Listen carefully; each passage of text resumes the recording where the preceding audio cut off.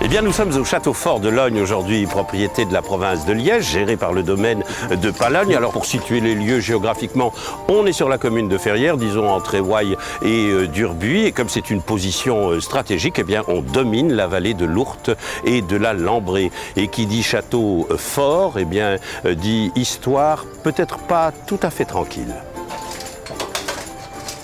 Alors vous voyez la situation, hein, bien, en fonction de celle-ci, le site est occupé, je dirais, militairement, stratégiquement, dès la fin de l'Antiquité jusqu'au 5e siècle. On trouve déjà trace d'une garnison. Au 9e siècle, les moines de l'abbaye de Stavelot, qui sont propriétaires des lieux, s'y réfugient sous la pression des Normands, et ainsi de suite. Au fil des siècles, on construit d'abord un château fort au 10e, et puis celui du 12e, hein, que nous connaissons encore actuellement, et qui vivra ses péripéties jusqu'en 1521, à l'époque de ce que l'on pourrait qualifier de seigneurs brigands, les de la Marque, dont la garnison sur place s'appelle les Lognards.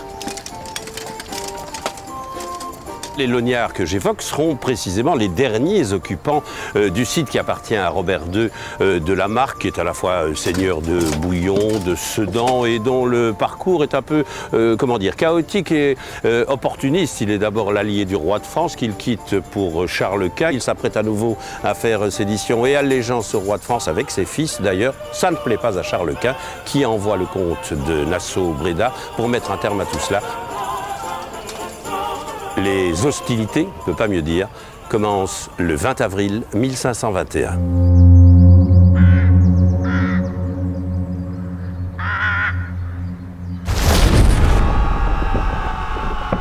Une vingtaine de bombardes ne vont pas cesser de pilonner le château fort de Logne, et ce siège va durer 12 jours face aux assauts incessants d'une vingtaine de bombardes. Et puis le château fort de Logne sera pris, sera pillé, sera démantelé, va tomber dans l'oubli jusqu'à la fin du 19e siècle. Et des fouilles bien plus tard, puisqu'elles se sont terminées en 2003, dans un puits de 56 mètres de profondeur, vont révéler des objets étonnants, magnifiquement conservés.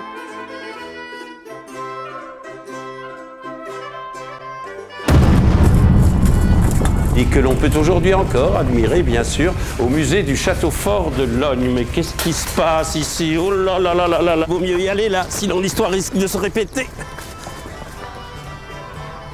Aujourd'hui, le 1er mai 2021, le souvenir de ces événements est toujours vivace, je dirais même presque vivant au château fort de Logne, à telle enseigne qu'on le commémore de belle manière. Il y a notamment l'édition d'une bande dessinée, Les Cendres de Logne, due au talent de Michel Pierret, et qui met en scène Loïse et Raymond, qui ont connu les dernières heures du château fort et peut-être les premières heures d'une belle histoire d'amour. Beaucoup d'autres activités, manifestations, trop nombreuses à vous détailler ici. Prenez-en connaissance sur le site www.palogne.be.